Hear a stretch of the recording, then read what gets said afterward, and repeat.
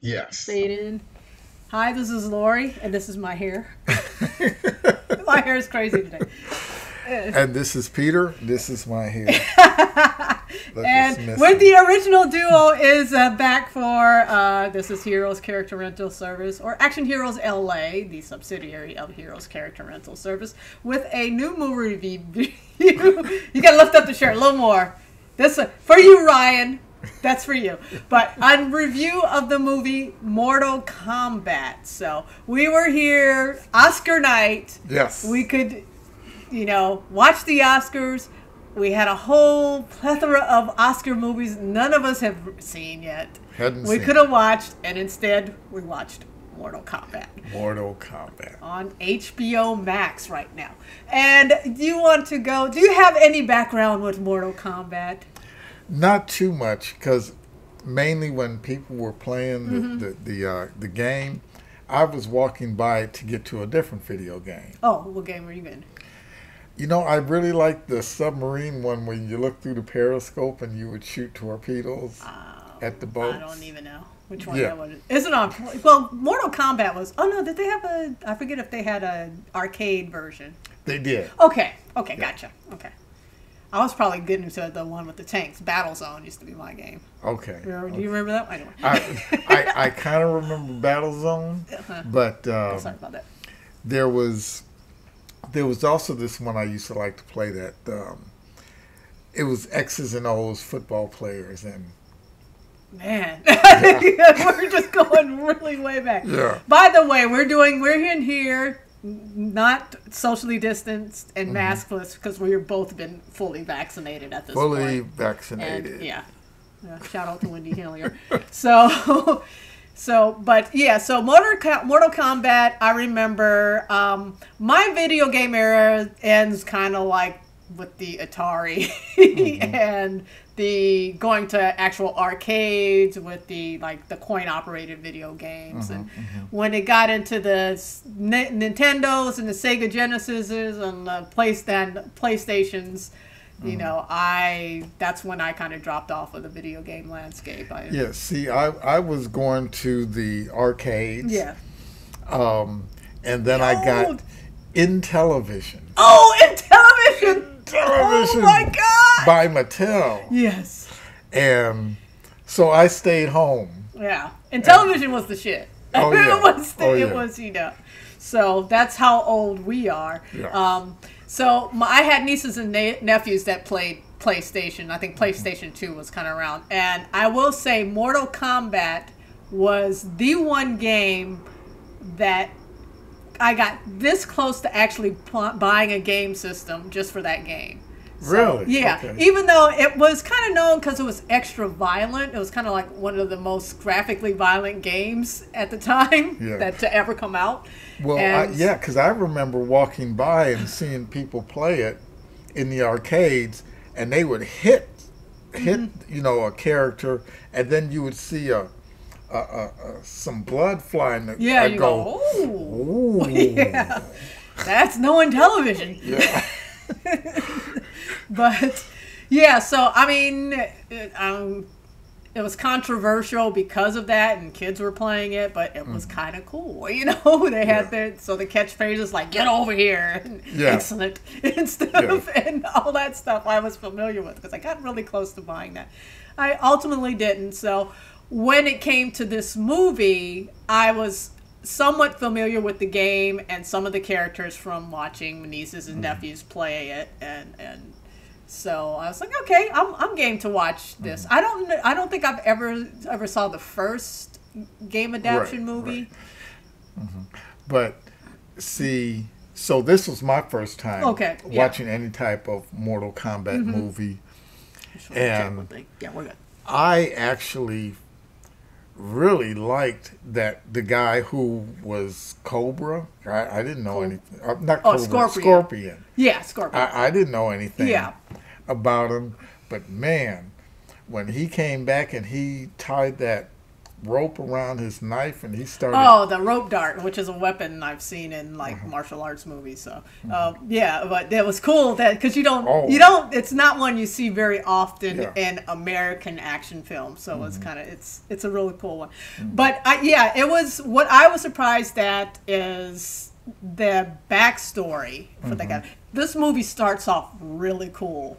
It looks like it's going to be this cool kind of like Japanese samurai action things in like feudal Japan. It looks fantastic. It sets up a really intriguing character and storyline and stuff. And you know, the I can't think of the character's name, but he ends up becoming Scorpion, which I didn't know who he was going to become. It looks fantastic. It sets up his family gets killed except for one child, and it's, you know, whoever his bloodline is going to have this kind of mark on him to be one of the fighters in Mortal Kombat. And what the Mortal Kombat is set up, it's different realms that fight against each other. You have Earth Realm, you have Outer Realm, or something like that, and they have to, in order to kind of, I don't know, they battle each other in the Mortal Kombat arena to protect their realms, I guess, or to take over a realm or something like that. So Outer Realm, when he's flashed to present times, we have a new character. We watched this, we watched it Oscar night, it's been a while.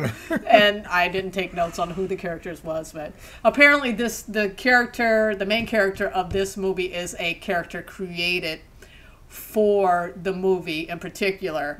So I was kind of like, which guy is this? I don't kind of remember him. I was waiting to see some of the other characters he comes across are the characters from the video game, the people he teams up with, the people he fights against. But he's inherited Scorpions. He's his lineage, so he's going to be the next mortal guy to fight. And it's something to whereas if they kill somebody, or it's something to whereas they can transfer that. Right, there is, which I didn't know about. And apparently there's a lot since the original Mortal Kombat games that I was familiar with. There's been a lot of storyline development. And these characters like Scorpio is a bad guy along with Sub-Zero. They were just badasses that used to, kill everybody. That was all I knew. So, when Sub-Zero came, it was like, oh, okay, I know that dude. And like, where's the guy in the yellow though? Which one is? I didn't realize the character in the beginning of the movie was Scorpio. Right. And now he's kind of a good guy, because the video games have evolved his character over time. In this movie, so you have his great grandson who's an American. He's a UFC fighter, right? And who loses? Yeah, he's kind of off his game. He's not he's peaked or something, or he just lost his thing. And he's got a young family. And Sub-Zero kind of finds him and starts Terminator attack, following him around. And I will say, like, this movie, the beginning was really cool. I will agree, as some reviewer, the guy that's their swift to present time and focused on isn't quite as interesting, but I didn't care because Sub-Zero was badass coming through here, Terminator style, like trying to search for this guy, freezing shit up everywhere. And I loved the special effects in this, and it was just I just run along with the ride. I enjoyed the grandson finding the different fighters, and teaming up with them to fight Sub-Zero, and them ultimately going to oh gosh, what is his name? Say something while I look it up. Scorpion or something? No, the guy with the hat. No, the guy with the eyes, the glowing eyes.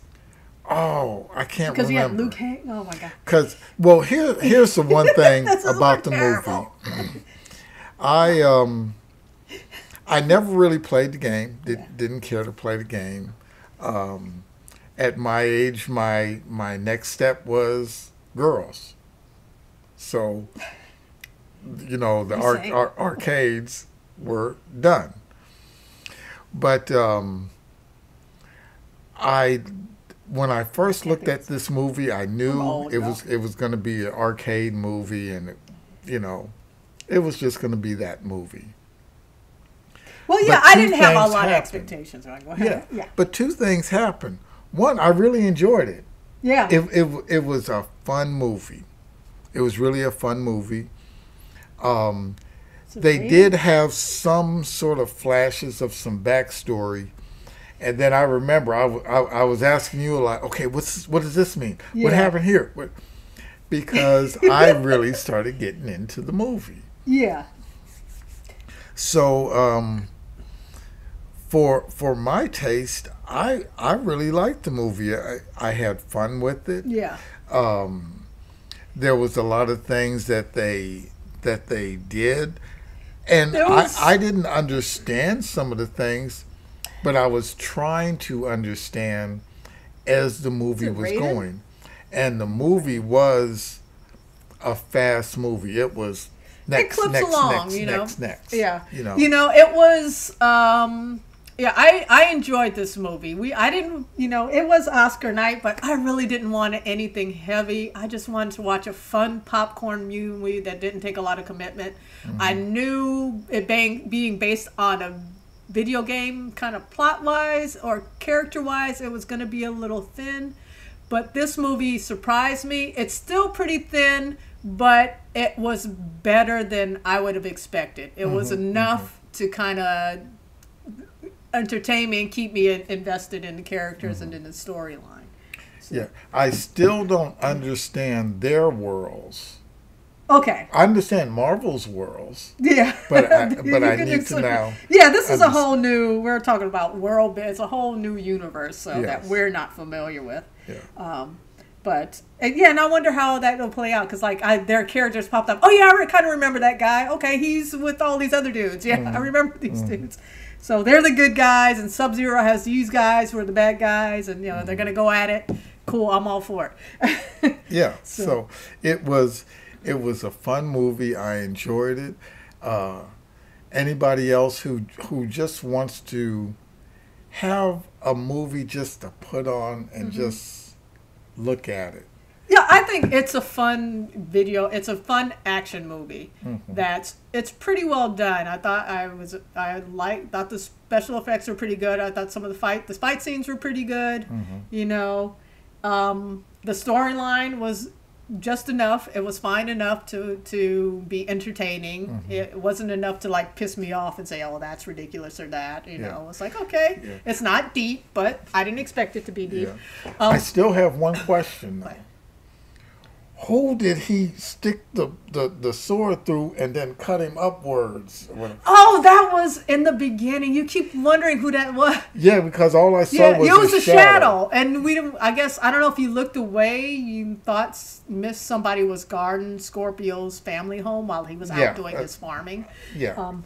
So I don't know. I just like, okay, if that wasn't him or if that wasn't anybody significant, because they focus more on his wife and his children. Right. That I was like, I don't care. Okay, it was just a shadow. It doesn't mean anything.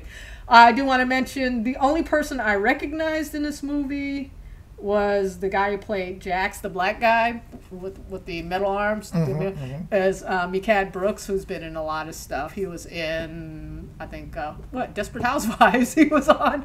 He was also played Jimmy Olsen on the TV show Supergirl. And believe it or not, wait a minute. That's why I was like, I was like, all right. That's why I was. One of the reasons I was real into Supergirl the first season. I was like, all right, look at Jimmy Olsen.